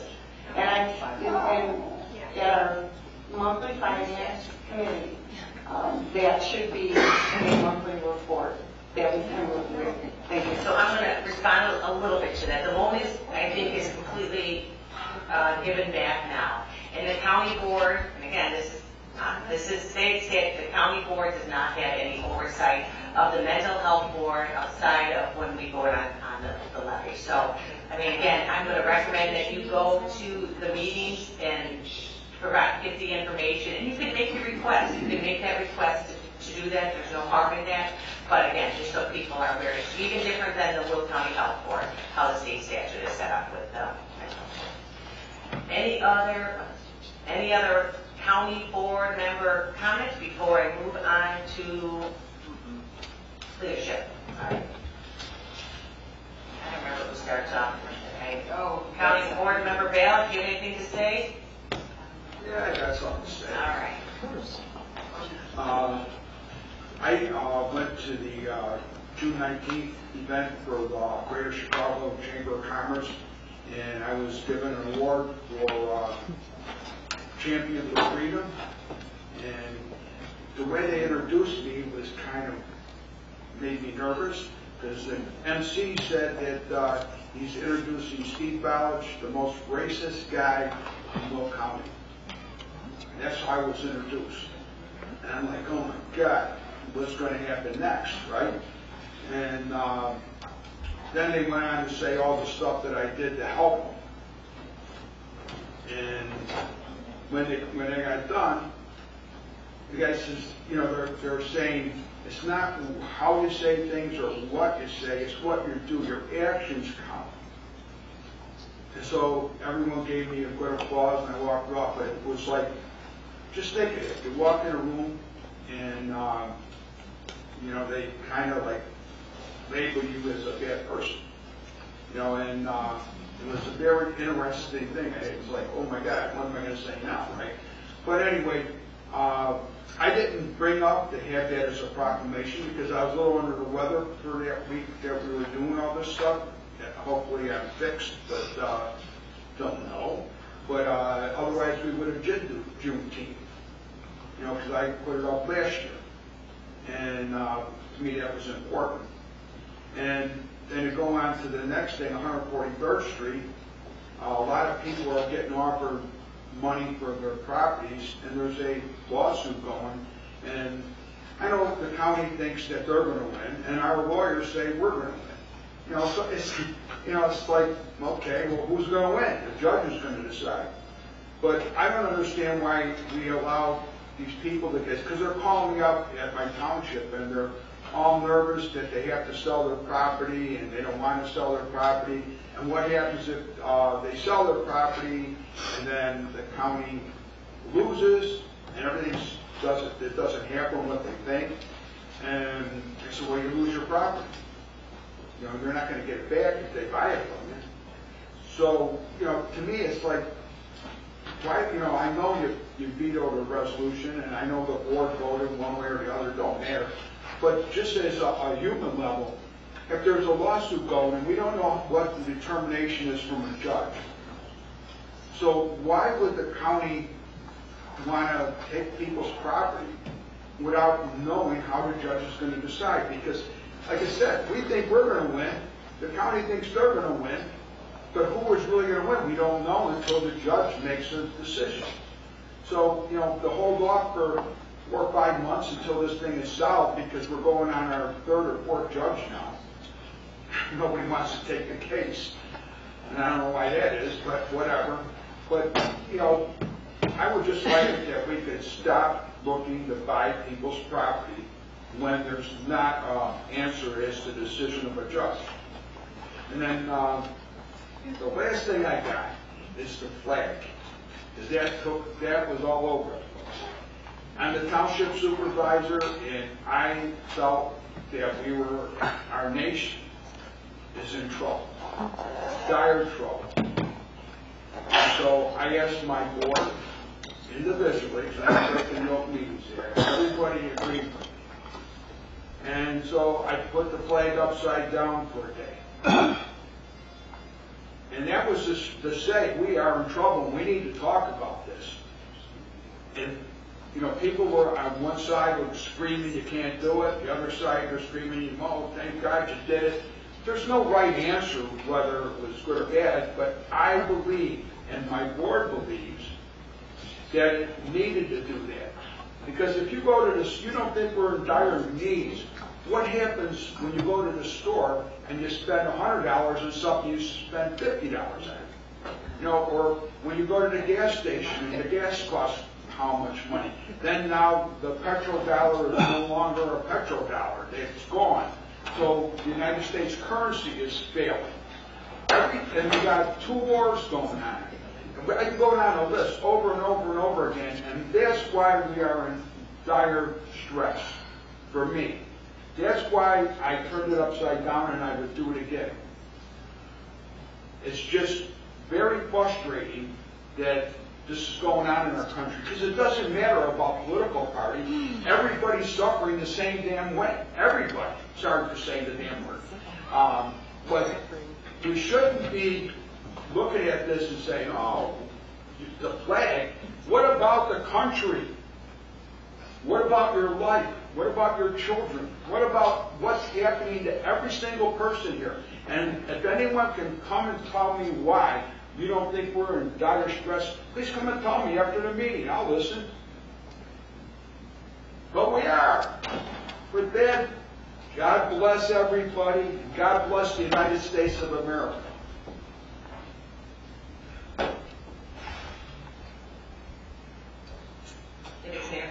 Good afternoon. I want to thank the Will County Pride Organization, the Naperville Pride Organization, and the Joliet Pride Organization for coming out for today's Pride Proclamation. I think it was awesome that we accomplished this today. As to the comments and queries and speculations about the Mental Health Board, they are no different than any other board that county has representation on. I've never seen curiosity about the health board. I've never seen anybody question minutes about the Heritage Corridor Board. I assume it's the money that has people so interested, and rather than standing or sitting here on the board and saying things that aren't true, it might behoove each and every individual that has a concern to find that website, which is on the county executive's website, under boards and commissions, and read the minutes and read the agendas rather than making claims here on the board floor. I know in my community they've been very concerned about the new tax line item for the Mental Health Board, and I actually was invited to speak at the Rotary Club to explain to them how that tax line item came about, that it was the voters, and I gave them actual numbers from the coroner's report, which is part of what motivated the county board to put that even on a referendum for the voters to vote on. And I explained to them the process as it is come to fruition so far. We still have a long way to go, and I really want to thank our fellow board member, Liv Costa, for serving on that board. It is more of her personal time without compensation, and it is very much appreciated. As to why I think my fellow board member felt that our country was in distress, I'm a little concerned because it just happened on the day that a former president was convicted of 34 felony counts by a jury of his peers. That is our American way. When we're following our Constitution and our jurisprudence and all of the rules that are set out, and you just don't like the outcome, that doesn't mean that our country is in dire straits in any way, shape, or form. Had the Russians come over and attacked us, I could understand the flag being upside down. But that, in fact, is not what happened on that day. And if, in fact, the reason for flying the flag upside down was all of the reasons that Mr. Ballard gave, then it should still be upside down, because our economy still isn't really all that much different than it was a couple of weeks ago. Things are the way they are because of a lot of different reasons that I'm not going to go into today. I do want to encourage everybody to watch the public television video about the Arsenal property. It was a fantastic video. Our county treasurer was even in the video. If you are not a PBS watcher or subscriber, I urge you to consider that. They talked about the Arsenal property and its history. They highlighted Medellin, the intermodals.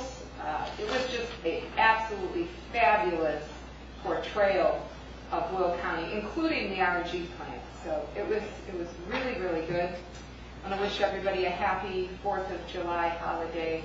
It's just a few days away. Thank you. Thank you. Chair Ballard. Thank you. I would also like to respond to the conversation being had about the flag. When somebody decides to do something about the flag, the nice thing is we live in America and people can make those choices. Just as several years ago, when there was certain groups going around the country and burning the flag and stomping the flag, and certain board members that are sitting in this room today, when we did the Pledge of Allegiance and somebody had said, please join me in standing to say the Pledge of Allegiance, certain board members said, they don't have to stand if they don't want to. So this flip-flopping is really kind of like crazy. I believe that we're lucky to be in America. We can make comments like that if we choose. But you also have to be respectful that the other person might have a different position on that particular issue. So we can all throw stones all we like about those type of things, but remember, we can always toss stones back and forth. So I think you guys should really respect each other's right as American to be able to do and say what you want to do and say. So that is something, and I believe stomping on the flag is probably something that is illegal as well. I want to thank our members today for our first-time proclamations that we had for both Father's Day and D-Day. D-Day especially since it's the 80th anniversary. So significant. So many lives were lost that day. And it was great to have the veterans come up and stand before us today and remind us of why we can do the things we do here in America and why it's so important to protect the rights that we have. I want to thank everyone for the work that they've done on the boards. I know it takes a lot of time out of your life, but that's what you signed up for when you ran. I will address the veto situation and that the county board voted 12-6 to support the hiring of a consultant for the landfill committee. That is the board's duty to do what they think is necessary to do the work of the county. We need to have a consultant so that we can make the right choices in moving forward with everything related to the landfill, not just the expansion. But we need to have that. And it's unfortunate the county executive has not once or twice or 3 times or 4 times. I've lost track actually how many times that the county executive has vetoed some action of the county board. So that's an unfortunate situation, but that seems to be the style that's happening here. I don't like it, I'm vetoing it. So anyway, in addition to that, I'd like to then remind everybody to have a safe 4th of July. Micah, thank you for those information that you gave. I think that's something that people don't hear often, so it's good to hear that. And have a happy, safe 4th. Thank you. All right.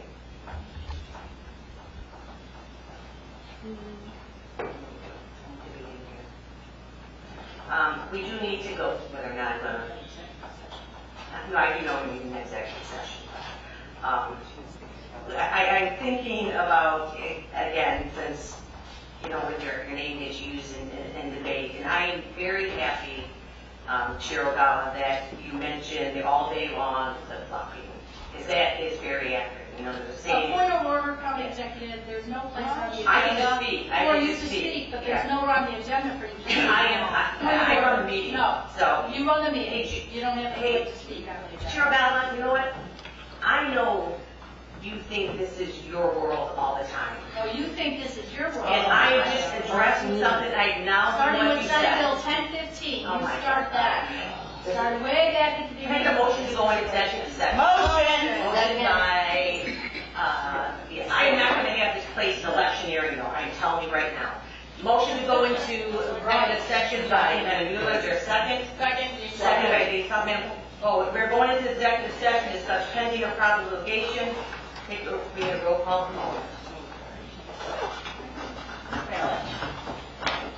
Ballot. Trainier. Yes. Dean Schwabman. Yes. Van Dyne. Yes. Russell. Yes. Butler. Yes. Newquist. Yes. Richmond. Yes. Parker. Yes. Williams. Yes. Winfrey. Yes. Logan. Yes. Freeman. Yes. Travis. Yes. Mitchell. Yes. Ortiz. Yes. Berkowitz. Yes. Mueller. Yes. Costa. Yes. Ogala. Yes. I feel a certain way.